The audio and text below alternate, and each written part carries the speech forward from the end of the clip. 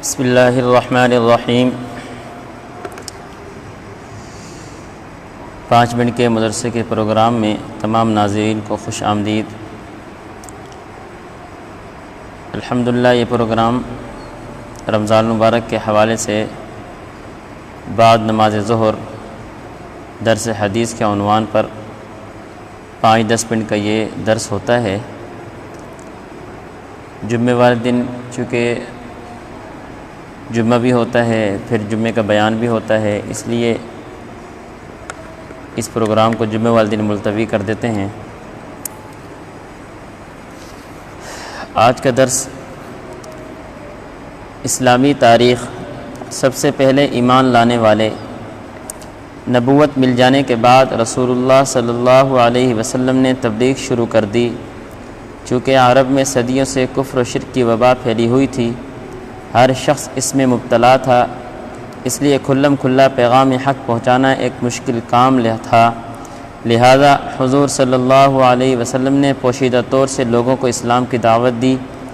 عورتوں میں سب سے پہلے آپ کی ہمدرد اور غم گسار زوجہ محترمہ حضرت خدیجہ رضی اللہ تعالی عنہا نے اسلام قبول کیا۔ مردوں میں آپ صلی اللہ علیہ وسلم کے بچپن کے دوست، تجارت کے ساتھی حضرت ابوبکر صدیق رضی اللہ تعالی عنہ سنتے ہی آمنا وصدقنا بول اٹھے اور ایمان لے آئے۔ لڑکوں میں آپ کے چچا ابو طالب کے بیٹے حضرت علی رضی اللہ تعالی عنہ ایمان کی دولت سے مالا مال ہوئے۔ خادموں میں آپ کے چہتے خادم حضرت زید بن حارثہ نے اسلام قبول کیا۔ یہ چاروں حضرات پہلے ہی دن مسلمان ہو گئے۔ ان حضرات کا ایمان لانا، جو حضور صلی اللہ علیہ وسلم کی نبوت سے پہلے کی زندگی سے بخوبی واقف تھے، آپ صلی اللہ علیہ وسلم کی بلند اخلاق اور سچا نبی ہونے کی روشن دلیل ہے۔ حضور صلی اللہ علیہ وسلم کا معجزہ، کھجور کے گچھے کا چلنا۔ ایک دیہاتی رسول اللہ صلی اللہ علیہ وسلم کی خدمت میں آیا اور کہا کہ مجھے یہ کیسے یقین آئے کہ آپ نبی ہیں؟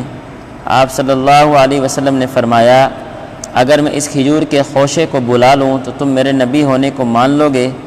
اس نے کہا ہاں۔ آپ صلی اللہ علیہ وسلم نے اس گچھے کو بلایا۔ وہ درخت سے اتر کر رسول اللہ صلی اللہ علیہ وسلم کے پاس آیا، پھر آپ صلی اللہ علیہ وسلم کے حکم سے واپس چلا گیا۔ دیہاتی فوراً اس معجزے کو دیکھ کر ایمان لے آیا۔ ایک فرض کے بارے میں، صبح کی نماز ادا کرنے پر حفاظت کی ذمہ۔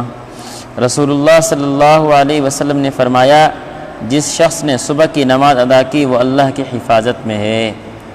اس لیے انسان اپنی حفاظت کے لیے کیا کیا بندوبست، کیا کیا اسباب اختیار کرتا ہے، لیکن وہ جتنے اسباب اختیار کرتے ہیں وہ سارے کے سارے اسباب عارضی ہوتے ہیں اور کمزور ہوتے ہیں۔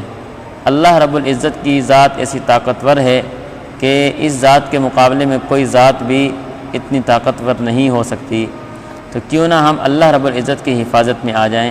اس لیے فجر کی نماز جماعت کے ساتھ پڑھنے کا اہتمام ہونا چاہیے۔ حضور صلی اللہ علیہ وسلم کی ایک سنت، قرض کی ادائیگی کی دعا۔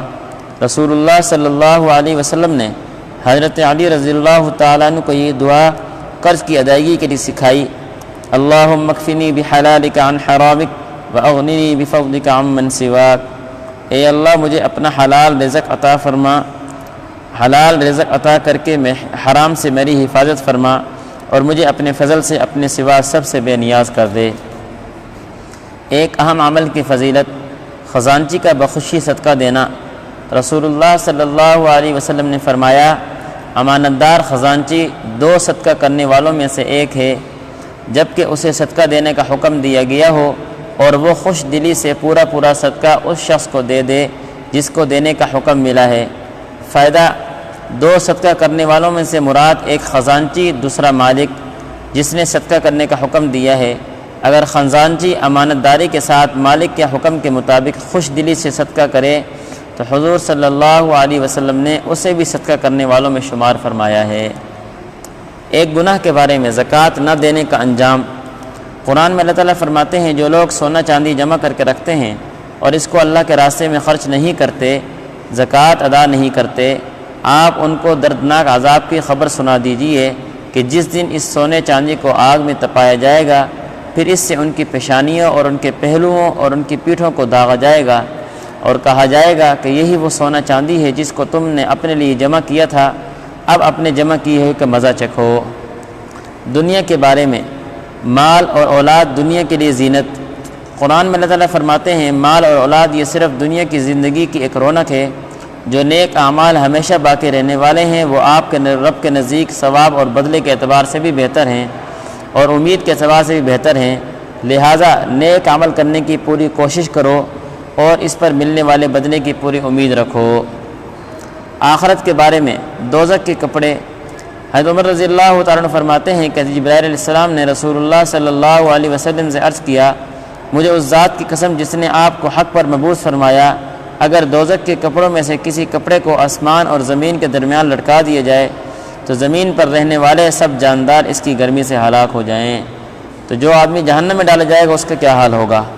اس لیے جہنم سے پناہ مانگنی چاہیے۔ ویسے بھی رمضان مبارک میں جہنم سے پناہ مانگنے کا حکم دیا گیا ہے۔ طب نبوی سے علاج، دعائے جبرائیل سے علاج۔ حضرت عائشہ رضی اللہ تعالیٰ بیان کرتی ہیں کہ جب رسول اللہ صلی اللہ علیہ وسلم بیمار ہوئے، جو جبرائیل امین نے اس دعا کو پڑھ کر دم کیا، بسم اللہ یبریکا ومن کل داء یشفیکا ومن شر حاسد اذا حسد ومن شر کل ذی عین۔ نبی علیہ السلام کی نصیحت۔ رسول اللہ صلی اللہ علیہ وسلم نے فرمایا، جھوٹ سے ہمیشہ بچتے رہو، کیونکہ جھوٹ بولنے کی عادت آدمی کو برائی کے راستے پر ڈال دیتی ہے اور برائی اس کو دوزخ تک پہنچاتی ہے۔ جب آدمی جھوٹ بولنے کا عادی ہو جاتا ہے تو اس کا انجام یہ ہوتا ہے کہ وہ اللہ کے یہاں جھوٹوں میں لکھ دیا جاتا ہے۔ اس لیے جھوٹ بولنے سے انسان کو بچنا چاہیے۔ اللہ ان باتوں پر عمل کرنے کی توفیق نصیب فرمائے۔